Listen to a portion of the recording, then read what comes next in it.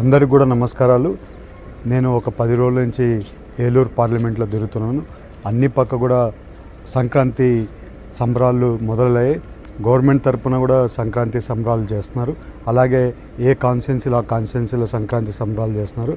ముగ్గు పోటీలైనా కానీ, అలాగే ఎద్దు పందాలైనా కానీ, ఎద్దుల ప్రదర్శనలైనా కానీ చాలా వరకు కాన్స్టిట్యున్సీలలో ఈ పండగ వాతావరణం చాలా బాగుంది. ఈ పండగ రోజు అందరికి కూడా భోగి అలాగే సంక్రాంతి శుభాకాంక్షలు. ఏలూరు ప్రజలకి అలాగే రాష్ట్ర ప్రజలందరికీ కూడా సంక్రాంతి శుభాకాంక్షలు.